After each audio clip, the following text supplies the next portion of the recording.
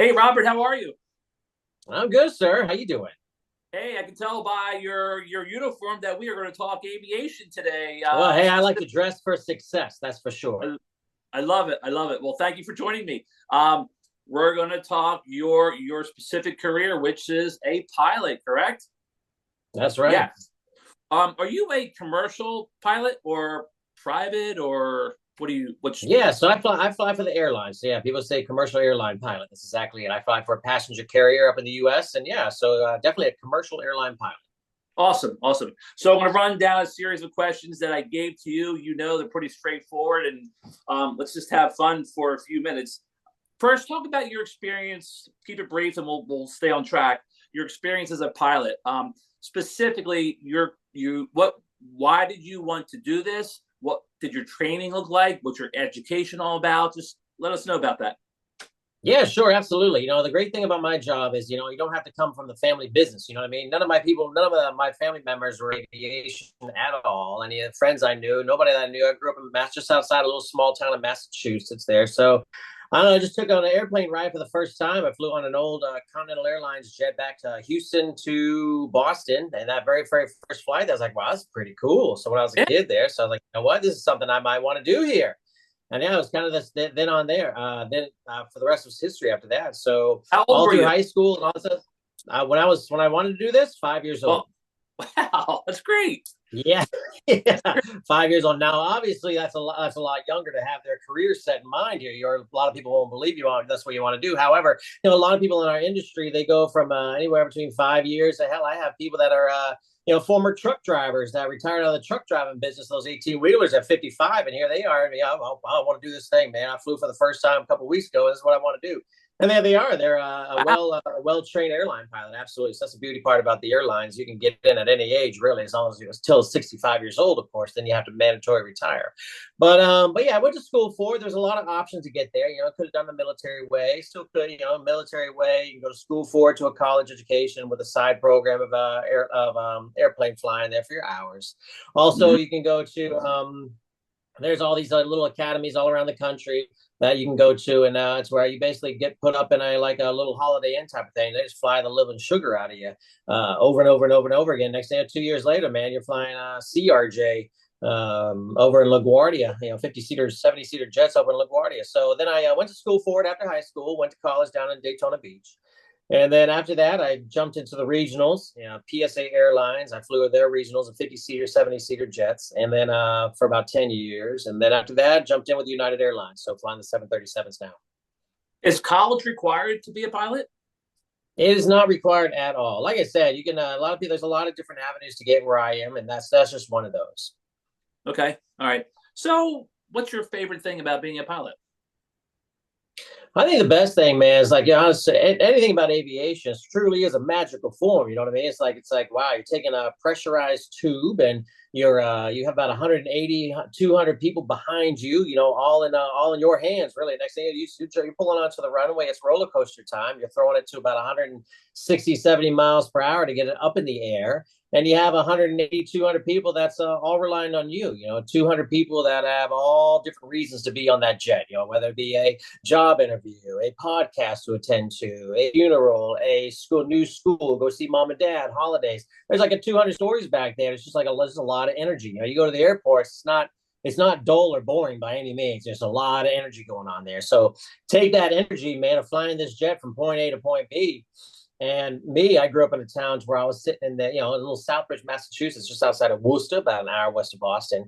And a lot of people grow up and they grow and they stay in the same town. They go work at a knife factory or something like that, and then that's it. They don't really get out too much.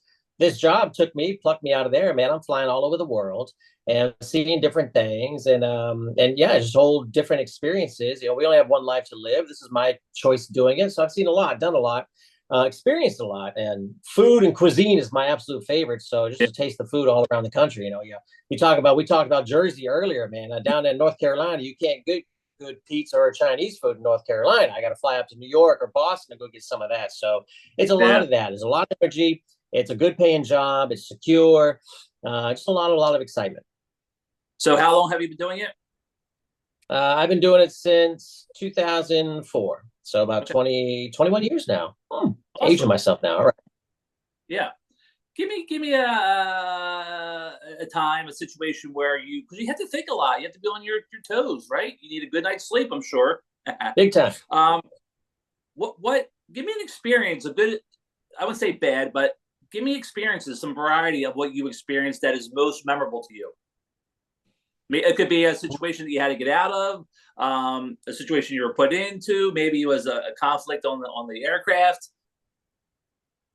You know, a lot of these experiences that we go through, like you said, you know, like a lot of experiences that we go through, you see on the news. I mean, we've definitely been on the not we, it's not our airline in particular, but there's other airlines that's been on the news as of late, and you see a lot of our experiences and a lot of things that are happening right then and there on the TV. You know, that's few and far between. And whenever you go through a lot of this stuff, it's like you are trained professionals to be able to handle all these incidents and incidences. That's for sure. So like Man, so it's like if in a normal day, you know, you're flying again, you're flying point A to point B, you're at the gate, you're boarding your passengers, everybody's having a good time. You fly a nice smooth ride on down to Aruba for about 4 hours out of New York. And then yeah, you drop your passengers off there. You might stay the night there and you experience the ocean there for 24 hours, hang out at the great hotel, and then jump on back and then fly a kind of boring trip back to the States, you know, 4 hours smooth flight back to the States. And there you have it. You make some good money out of that deal.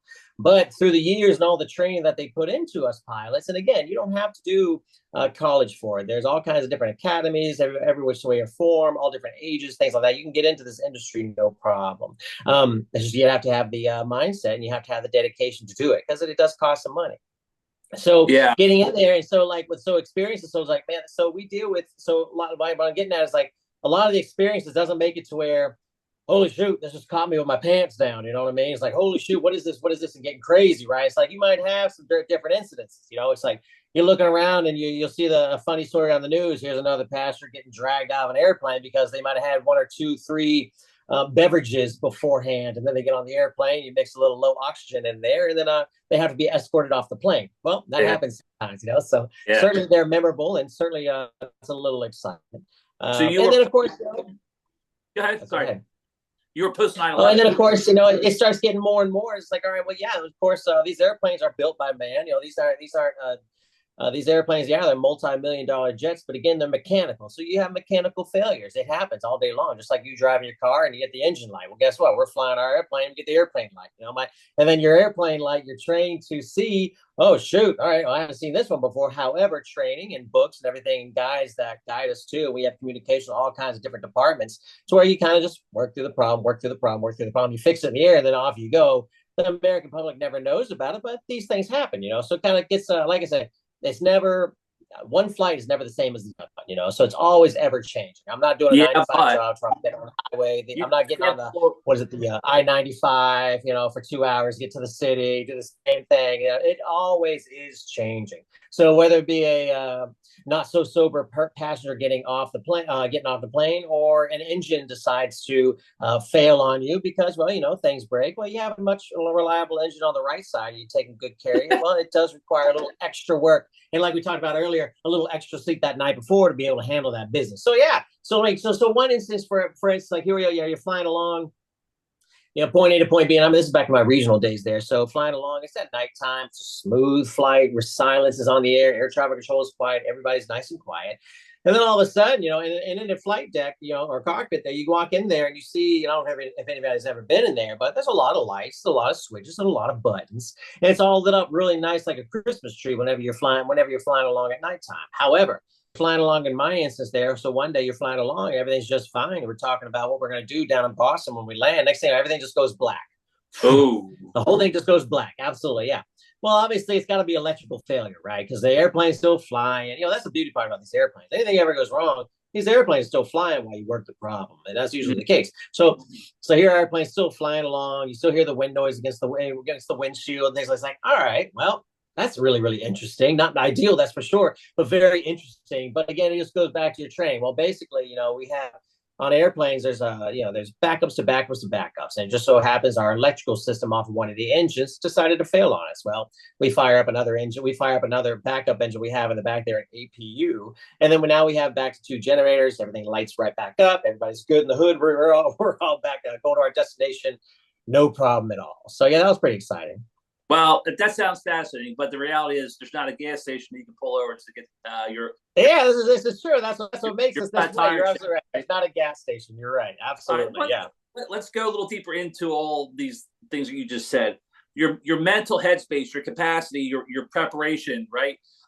You have to be in a certain mindset. I'm assuming you have to be detailed. So walk me through for those who are looking to go into the field. Let's just say your mental preparation prior to taking off. What does that look like?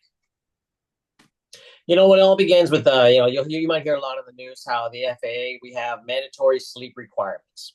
You might hear on the news, this is usually what makes the news, is not that pilots have sleep requirements. You might see the news to where airplane returned back to the gate and the airplane just canceled and 150 people's vacations just got ruined. How dare they, right?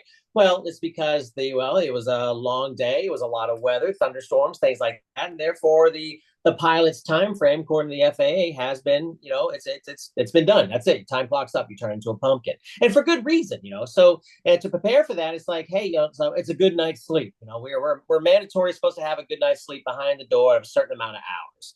And hey, I'm like everybody else, sometimes I can operate off of 6 hours, sometimes I can operate off of 10, but a good solid 8 solid hours is, hey, that's what you need, man. You got to get out there. You got to check everything because everybody has a life at home, right? Everybody has a life at home. You got to check that at the door. You're going to work. Let's go ahead and get down to business. Yeah, you're flying a lot of people in a multi-million-dollar mechanical jet.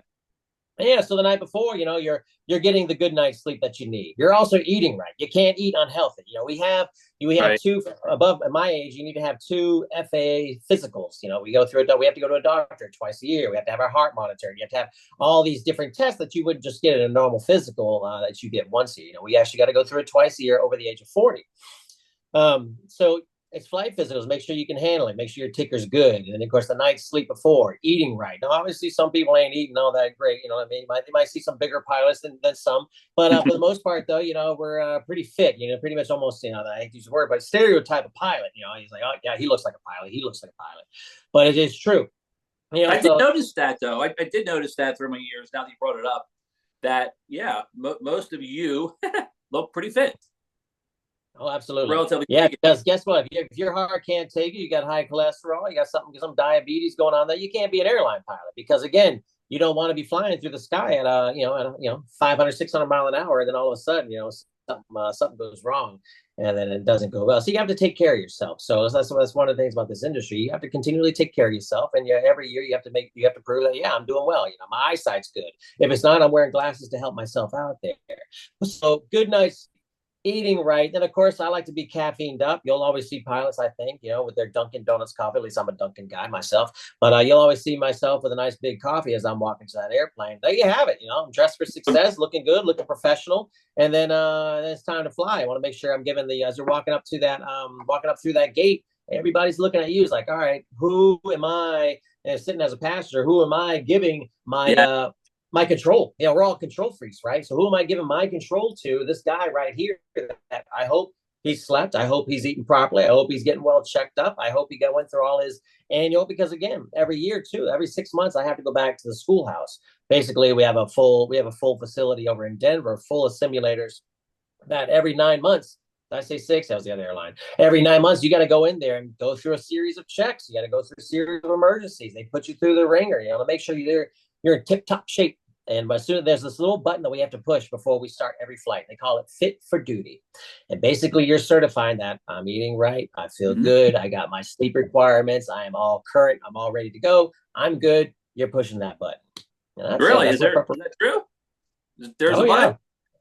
Yeah, there is a button on our iPads that we have to sit and certify ourselves that we have. Basically, you are signing your line. You're signing for a mortgage right there. Like, here it is. I'm signing for a brand new car. Or I'm signing for this mortgage. Has there anybody that's never hit that button? I'm sure there's actually, yeah, as a matter of fact, yeah. I mean, again, like you said, like I said before, it's like, here you are, you're flying along, and next thing you have a bunch of thunderstorms that show up or snow, and things cancel, your schedule gets changed, and next thing you know, people do get tired early, and pilots might need to fatigue themselves. Say, hey, you know what? And it is our job. The FAA and the company wants us to do that too. Hey, if you don't feel up to it, you got something going on. If you have maybe the flight you just took beforehand was a little bit more comprehensive than the flight that's going to go on next or something like that really required your attention. Yeah, you work in an emergency or work in a challenging environment, it does tucker you out a little bit more. So therefore, here you are about to go to your next flight. It's like, you know what? I'm not 100% right now. And you want me to do that. If I'm not 100%, you want me to say, no, I'm not going to click that button. I'm going to go ahead and have one of our reserve pilots go and take care of it for me there. And I'm going to go and sit this one out. So yeah, there are people that don't hit that button. Yeah, or there could be, you know, problems at home, right? That plays with your head a little bit. Oh, absolutely. I mean, yeah, you do your best to shut it all out, but let's be human here. There's definitely things going on at home that you can't shut out. Yeah. All right, but let's continue with this theme that you have to pay attention to detail. So you entered this particular part of your career post 9/11, right?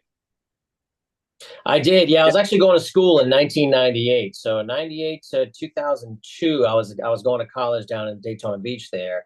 And then September 11th happened. It was actually my very, very first flight as a flight instructor. I taught kids how to fly. So as a flight instructor, that was my day, September 11th. I just took off in the morning. They said land immediately. That was it. Wow. So I was going into the airlines was right after September 11th. Yeah. Interesting. So in addition to making sure the plane runs and you're focused forward, what security issues or protocols do you have to look for, like layered responsibility, I guess, post 9/11, from your perspective? What's out there that you have to be aware of?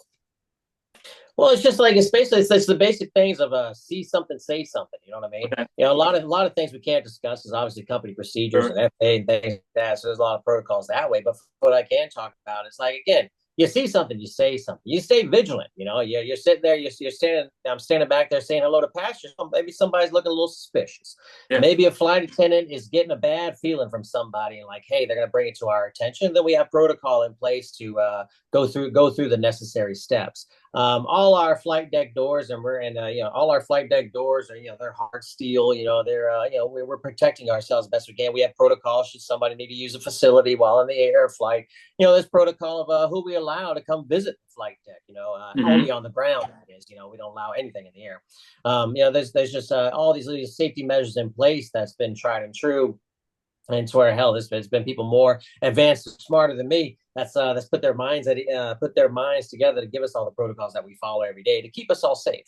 And as you see, September 11th, that was the last time anything like that has ever happened to anything in the U.S. there. So, and hopefully that will be the last. Amen. Yeah. Is there an IQ test? No. Okay.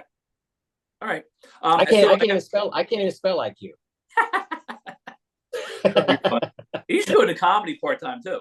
Yeah. Well, I don't know. You must have looked at my TikTok because I'm not your typical pilot there. My TikTok has a lot of basically me just enjoying the job and enjoying the people I work with there. So there's a lot of laughter more than there is seriousness. That's for sure. Yeah, it's comic relief, right? That's exactly. Couple more questions. So at this point right now, what advice would you give those who are interested in that field?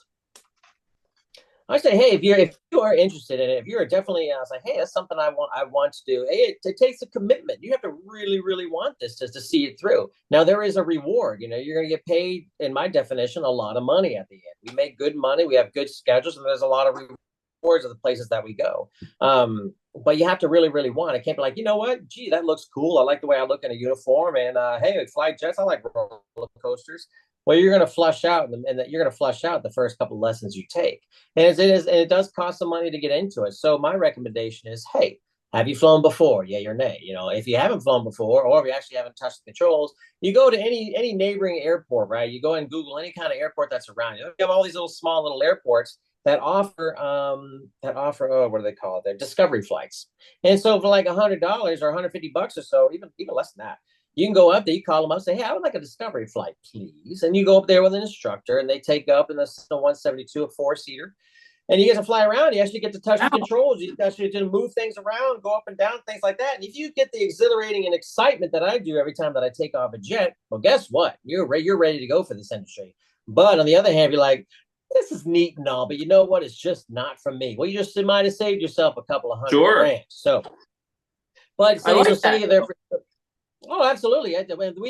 We've got a lot of pilots on our ranks that have started off of a discovery flight. And then you go from there, and it's like, okay, well, I want to go further. What can I do here? Well, there's several different avenues that you can take, and that's a whole nother podcast or YouTube video. But for the most part, though, it's like you can go different avenues. You can go to that airport and have them go you from zero to hero. You know what I mean? To where you getting there's all types of licenses and ratings that you have to get before you can get to where I'm at. And then certain hours, so you can go through the private pilot, you can go through the private routing there you can go straight shot to military. Well, they'll throw you in a jet in a heartbeat there and get you all up and down, get you all your ratings. You give a certain time commitment. Next thing you know, you're free to go to the airlines after that. Or you go to college for it. You can do that as well. And then a 4-year degree that has an aviation program. And when you walk out of there, you got all your ratings and things as well. Or you can even go to one of those, I call them pilot factories, a place called like an ATP, or even the major airlines like United has a place called Aviate. Delta has something called like Pilot Academy or something around the lines. Lufthansa has their own Pilot Academy. American has theirs, to where you're with them. Say, hey, look, we're going to sign with you. You do an interview process with them, and then they go ahead and kind of hold your hand through it, all your ratings as well. You just have to get you some student loans to take care of business for you if you don't have the cash, you know. But it gives you a job, almost a guaranteed job when you're all said and done. So there's a lot of different avenues you can take. So we won't talk about numbers specifically, but would you say going to flight school is comparable or more expensive or less than going to an average college? The averages. Yeah, so just cost wise, if you were to go, me just thinking off the cuff here, cost wise, if you were to go to a 4-year school, I mean, you're talking 4 years of college, right? So whatever the cost that may be, and there's anything from the ranks to where it's not so much money to where there's schools that are a lot of money. And then after that, you need to go get your hours somehow. So you'll walk out of the school with 250 or so hours, but then you got to go get another 1,250 more. And how are you going to do that? Are you going to go be a flight instructor? Are you going to go buy yourself a plane? Are you going to go buy those hours? Are you going to go banner towing? Are you going to go fly over highways, a highway patrol? You know, there's all banner towing. Yeah, banner towing. You ever go on the beaches and you're hanging out by the beach there and you see a little airplane calling the banner, you eat at Joe's, you know, or I got news for you. I got news for you. Nobody's looking at that anymore. Yeah, well, yeah, you know, those banner towing, they would fly at stall speed. You know, you got to fly at slow. Yeah, so no. So money wise, and then or you have the option, like you said, the where you go to one of those pilot factories there, or one of those where you just 100% dive in, you know, just diving off the deep end right there, and you're 100% just fly. That's actually probably the cheapest route to just do that part. But then again, it's like with the airline industry, you know, where you have hills and valleys. If hiring's good and you walk out of that place, you're done within 2 years or so. Hey, you might be able to walk right on into an airline gig. But hey, if it's tough times, then you might need a little bit more on your resume. You know what I mean? So it's all about timing as well. What was a tough time? Give me a time in a period of time where hiring for pilots was not so good. Sure, you can rewind time all the way back to I always do the early '90s. I'm a big Pan Am fan. You know, I mean, you got back in the early '90s, you had the Gulf War there, so fuel skyrocketed, and obviously our airplanes run off a lot of fuel and gas. You know what I mean? So in 1991, you had a lot of big airliners go out of business. You had Braniff, you had Pan Am, Eastern. Slowly back in the '90s, was it '99, 2000? You lost TWA. And then 2001, we almost lost U.S. Airways. We lost other bunch different smaller airlines anyway. And then you fast forward time in 2008, we had the other fuel crisis there where all the airlines, they merged with everybody to kind of stay together. You lost U.S. Airways, Northwest, Continental Airlines, so they all merged everybody. And then and so those times in particular, those are tough times. You know, whenever I walked out of school, in 2002. I couldn't get a job. It took me 2 years just to get an airline job, and that airline job was flying a CRJ for PSA Airlines, and I had to stay there for 11 years. I was flying that regional for 11 years, and that was just the way it was because none of the majors, the bigger airliners, were hiring.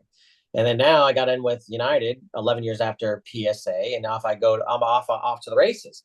But just a couple of years ago, man, I mean, it was hiring like gangbusters, where people were only at the regional for a year. 2 years, even that regionals couldn't even hire enough. You know what I mean? So now it's kind of like say again. Were you discouraged at all when you came out of schooling to get your first job? I was extremely discouraged. Absolutely, and that's what I say about earlier when we chit chat. It's like, hey, you gotta stay focused. You gotta stay the course. You know, it might not happen tomorrow, but it's a long road to get here. But once you're finally here, it's worth it. It's well worth the risk is well worth the reward. Reward, yeah. Yeah. So the reason I ask you, because that applies to just about any career, right? You got to hang in there, and know when to, bail or stay. A couple more questions, yeah. and I'll wrap it up for you. So you are the leader, you are the commander, how I would say it, of that aircraft and those people. So from a leadership perspective, because that's huge, I think you probably agree. How do you or do you need to motivate the crew? What does that look like in terms of collaboration, or is it just certain? Look, here at United Airlines, we have 18,000 pilots. On the ship there, I'm a captain. On this alongside of me as a first officer. I'm also a check airman with the company. I also teach all our new airline pilots how to fly the 737. So you're dealing with, 18,000 pilots, you're dealing with 18,000 personalities, 18,000 things that are going in 18,000 different homes. You know what I mean? So like, you never know what personality is being brought to the table. And we all have different personalities, I'm sure you know. And then again, you're working with flight attendants as well. That's your whole people that you are taking yourself, your first officer or your captain, and you're taking 4 or 5 flight attendants in the back. You're flying a really big jet. You're taking about 20 flight attendants back up in the air to take care of all these passengers for anywhere between 2 to 18 hours. You know what I mean? So here you are. You'll always run into certain situations, certain and different challenges. And yeah, leadership takes the course. There's some people that can't handle being a captain, that can't handle being a leader. There's some pilots that just, hey, you know what? I just want to be this first officer position. This is good enough for me. I'm a happy camper. I'm good. Some people, they like to take the upgrade. They go ahead and say, you know what? I'm going to go for the big money here. I'm going to go ahead and go for the big responsibility. The buck stops here, and everybody handles it different ways. And me, it's like, hey, I could be flying for FedEx. I could be flying for UPS or Atlas or any of those other carriers. That's why I'm flying boxes. I'm flying just cargo. To where all you're really just dealing with is just the other pilot.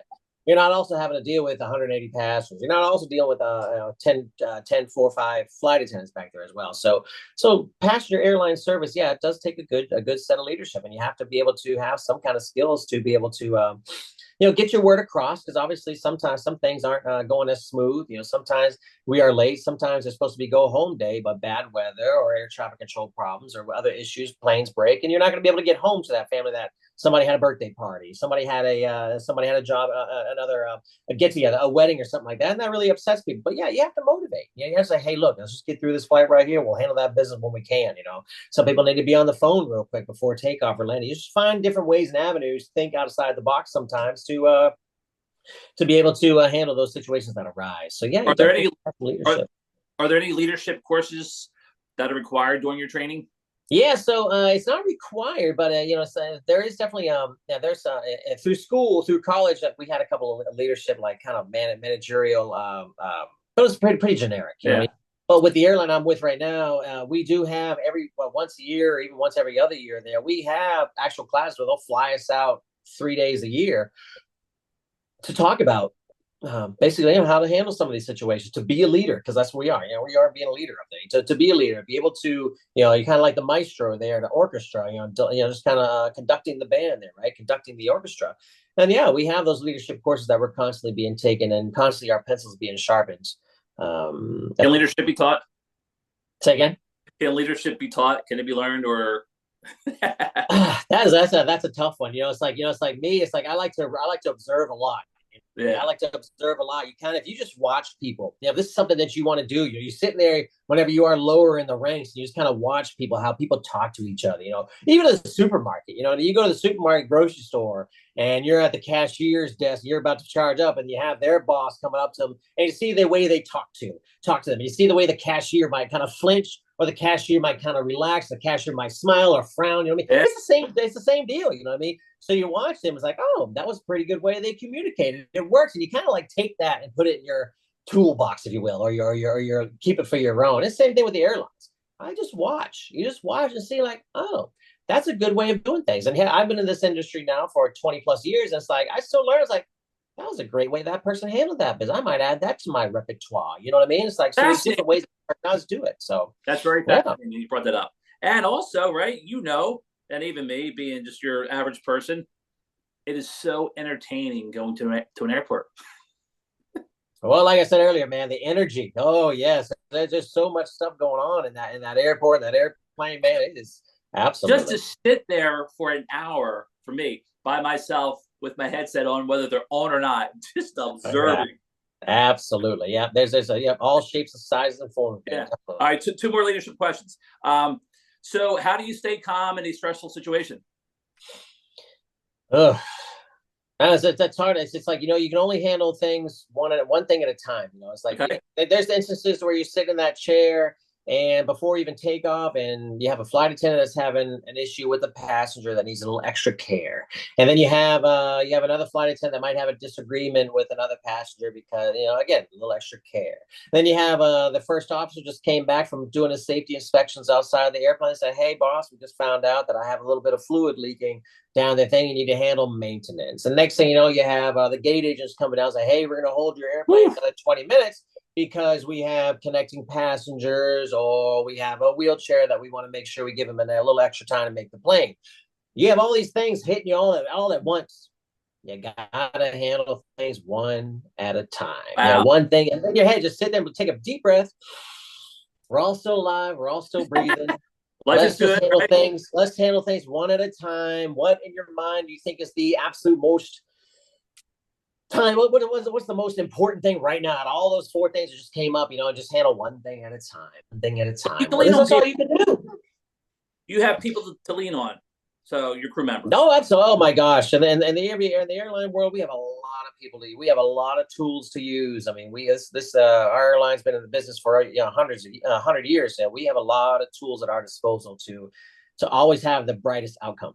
Yeah. Hey, you know what I forgot to do? What's that? To share the three pictures you sent me. So let's take a peek, shall we? Oh yeah, I think I just sent you a bunch of pictures there. Yeah, you choose which ones you want to send. There was just a couple of generic pictures. What do you got? Yeah. So I meant to do it in the beginning, but here we go. All right. No worries. Boop, boop, boop. Here we go. Can you see that? Not yet. Oh, yeah, I see her right now. That's my wife right there. Yeah, Oh, cool. yeah, yeah. They don't just take a random flight attendant. You know what I mean? No, she was actually she just got hired as a flight attendant with United, so therefore, like, almost a family business, right? So yeah, that's my Great wife right picture. there. Yeah, thank you very Hey, much. Appreciate it. Yeah. good or bad or indifferent, that doesn't look like you. Yeah. Just a lot different in uniform and all dressed for success and ready to go. You know what I mean? It's like it's a lot easier whenever I'm home. All right, what do we got here? Right here, just so you're doing your safety inspections right there. You got your ear protection, you got your safety vest. You're walking around the airplane. You might want to snag a quick photo. You know what I mean? So that's your proud multi-million-dollar machine that you take in the air and you fly these people, these passengers, point A to point B, make dreams come true, be a hero. So yeah, there you have it. That's one of our airplanes right there. I thought you were getting ready to drive the truck there. But Yeah, hey, I'll try that too. It looks like a lot of fun. look how clean and professional you look. I know I was ready to go right there. Obviously, that's breast cancer awareness right there in October there. So yeah, that's like one of the airports we're in. I think that's Charlotte, as a matter of fact. So I'm trying to look in. I don't take many selfies. So it was hard for me to. I might have been a couple of years younger in that one. I don't take many selfies of me, except for the TikTok stuff. But Yeah. but that one right there, yes, yeah, so that was I'll probably send it to actually either my wife or I'll send it to somebody, probably one of the kids. All right, before we go, Charlotte Airport owes me a favor. Sure, they owe me a lot of favors too. Go ahead. They left without me one day. Ah, jeez. Yeah. Hey, you could have been the pilot. I don't know. I don't know what airline are you flying. Probably you're more likely flying American down in North Carolina, Charlotte. That was 1999, so probably. All right, Robert. Well, listen, I appreciate your time. And the work that you do. It's very fascinating, and I hope people can understand or gain a better insight as to, wow, I want to be a pilot. He's a cool dude, right? Yeah, appreciate that, man. It was nice to be here, and if I can get through to a couple of people here, like, hey, if anybody's on the fence, or maybe somebody thought about it, need the answers, hopefully we can chit chat there, or give you a different avenue to be able to talk to me and get out this way. We are hiring, so we got some seats available. If you want to fly all over the world, get paid some good money to do so, then come join me. Cool. All right. Well, I appreciate it. And just stand by 1 second. Sure.